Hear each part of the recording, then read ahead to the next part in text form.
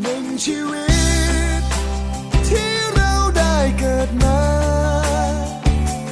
หนึ่งปัญหาให้เราต้องผจญแต่มีสิ่งเดียวที่วัดค่าแห่งคนนั่นคือใจที่ใฝ่จะทำดี